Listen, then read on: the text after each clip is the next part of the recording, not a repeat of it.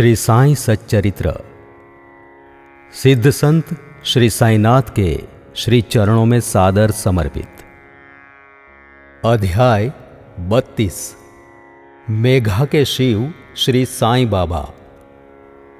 विरमगाम का रहने वाला मेघा सरल स्वभाव का और अशिक्षित व्यक्ति था। वह हरिविनायक राव बहादुर साठे के यहाँ रसोइये का काम करता था। वह शिवजी का परम भक्त था और सदैव पंचाक्षरी मंत्र नमः शिवाय का जाप किया करता था।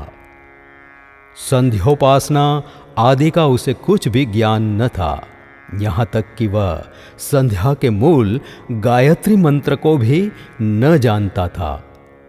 राव बहादुर साठे का उस पर अत्यंत स्नेह था, इसलिए उन्होंने उसे संध्या विधि तथा गायत्री मंत्र सिखला दिया। साठे साहब ने श्री साईं बाबा को शिवजी का साक्षात अवतार बतलाकर उसे शिरडी भेजने का निश्चय किया, किंतु साठे साहब ने पूछा तो उसने बताया कि श्री साईं बाबा तो यवन है, और मन ही मन सोचा कि शिरडी में एक यवन को प्रणाम करना पड़े यह अच्छी बात नहीं है। तब उसने अपने स्वामी से प्रार्थना की कि कृपा कर मुझे वहाँ न भेजे, परंतु साठे साहब कहाँ मानने वाले थे। उन्होंने उसे किसी प्रकार शिरडी भेज दिया तथा उसके द्वारा अपने ससुर गणेश दामोदर उपनाम दादा केलकर को, जो शिरडी में ही रहते थे, एक पत्र भेजा कि मेघा का परिचय बाबा से करा देना।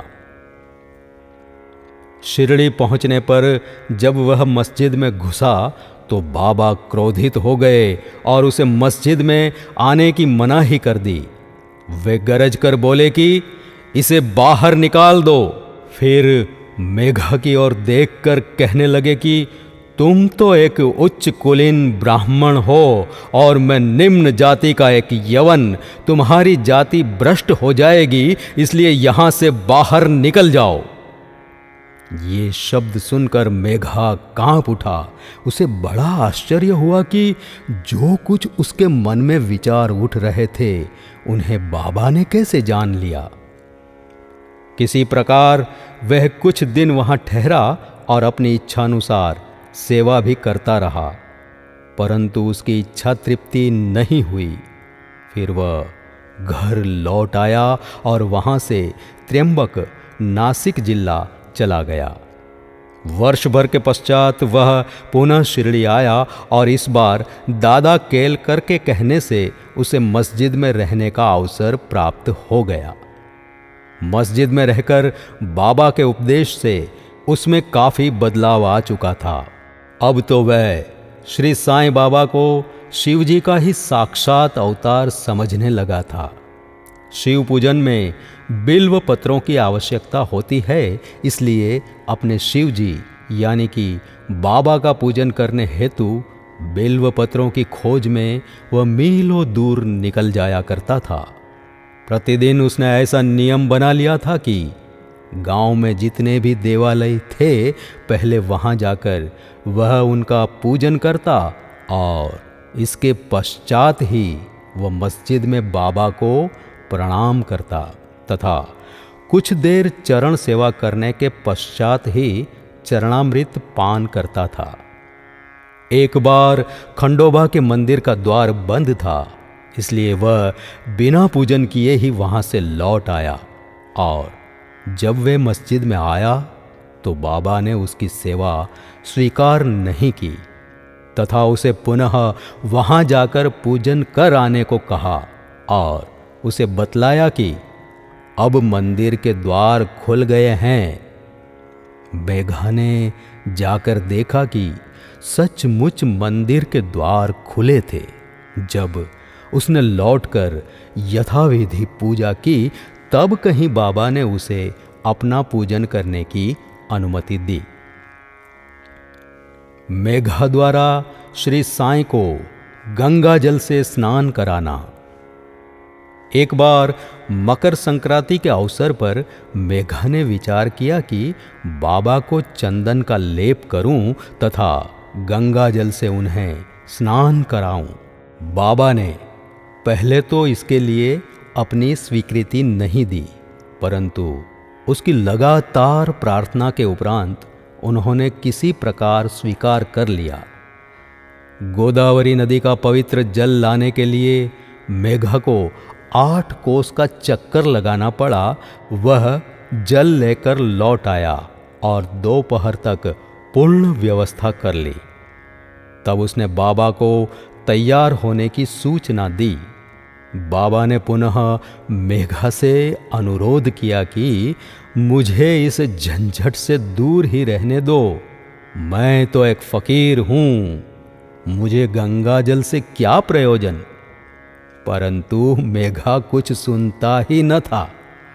मेघा की तो ये दृढ़ धारणा थी कि शिव जी गंगा जल से अधिक प्रसन्न होते हैं, इसलिए ऐसे शुभ पर्व पर अपने शिव जी को स्नान कराना हमारा परम कर्तव्य है। अब तो बाबा को सहमत होना ही पड़ा और नीचे उतरकर वे एक पीढ़े पर बैठ गए तथा अपना मस्तक आगे करते हुए कहने लगे, अरे मेघा, कम से कम इतनी कृपा तो करना कि पानी केवल मेरे सिर पर ही डालना। सिर शरीर का प्रधान अंग है और उस पर पानी डालना ही पूरे शरीर पर पानी डालने के समान है। मेघा ने कहा, अच्छा अच्छा। ये कहते हुए बर्तन उठाकर सिर पर पानी डालना प्रारंभ किया। ऐसा करने से उसे इतनी प्रसन्नता हुई कि उसने उच्च स्वर में हर हर गंगे, हर हर गंगे कहते बर्तन का सारा पानी बाबा के संपूर्ण शरीर पर उड़ेल दिया और फिर पानी का बर्तन एक ओर रखकर वह बाबा की ओर निहारने लगा। उसने देखा कि बाबा का तो केवल सिर ही भीगा है और शेष भाग ज्यों का त्यों सूखा ही है। यह देख उसे बड़ा आश्चर्य हुआ। मेघा बाबा को 2 बार स्नान कराता था। पहले वह बाबा को मस्जिद में स्नान कराता और फिर वाड़े में। नाना साहेब चांदोरकर द्वारा प्राप्त उनके बड़े चित्र को। इस प्रकार यह क्रम 1 वर्ष तक चलता रहा। बाबा ने उसकी भक्ति तथा विश्वास दृढ़ करने के लिए उसे दर्शन दिए। एक दिन प्रातःकाल मेघा जब अर्ध निद्रावस्था में अपनी शैया पर लेटा हुआ था, तभी उसे उनके दर्शन हुए। बाबा ने उसे जागृत जानकर अक्षत फेंके और कहा कि मेघा, मुझे त्रिशूल लगाओ। इतना कहकर वे अंतर्धान हो गए। उनके शब्द सुनकर उसने उत्सुकता से अपनी आंखें खोली, परंतु देखा कि वहां कोई नहीं है, केवल अक्षत ही यहां वहां बिखरे पड़े हैं। तब वह उठकर बाबा के पास गया और उन्हें स्वप्न आने के पश्चात उसने त्रिशूल लगाने की आज्ञा मांगी। बाबा बोले कि क्या तुमने मेरे शब्द नहीं सुने? वह कोई स्वप्न नहीं वरन मेरी आज्ञा थी। मेरे शब्द सदैव अर्थपूर्ण होते हैं, थोथे पोचे नहीं। मेघा कहने लगा कि आपने दया कर मुझे निद्रा से तो जागृत कर दिया है, परंतु सभी द्वार पूर्ववत ही बंद देखकर मैं मूढ़मती भ्रमित हो गया कि कहीं स्वप्न तो नहीं देख रहा था।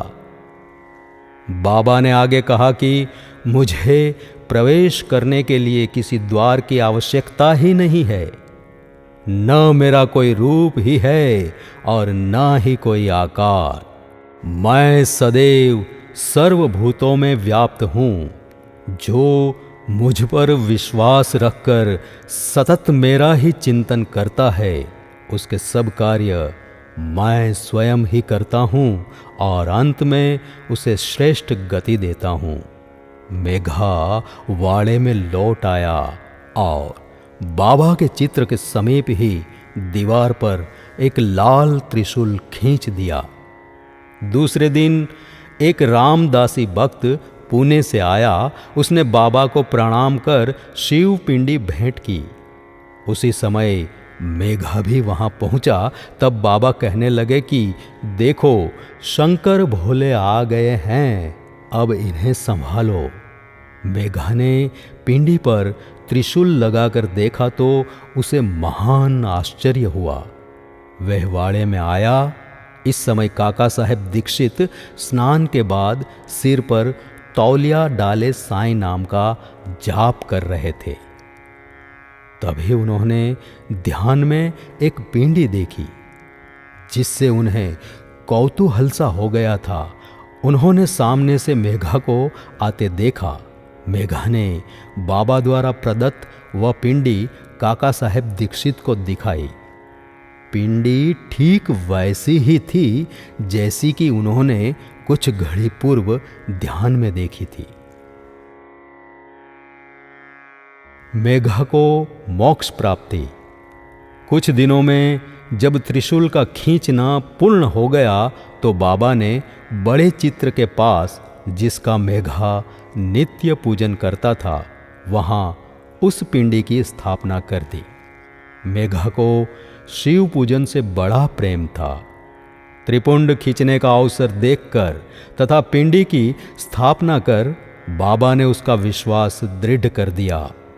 इस प्रकार कई वर्षों तक लगातार दोपहर और संध्या को नियमित आरती तथा पूजा कर सन 1912 में मेघा परलोकवासी हो गया। बाबा ने उसके मृत शरीर पर अपना हाथ फेरते हुए कहा कि यह मेरा सच्चा भक्त था। बाबा ने अपने ही खर्च से उसका मृत्यु भोज ब्राह्मणों को दिए जाने की आज्ञा दी, जिसका पालन काका साहेब दीक्षित ने किया। सप्ताह पारायण का चौथा विश्राम।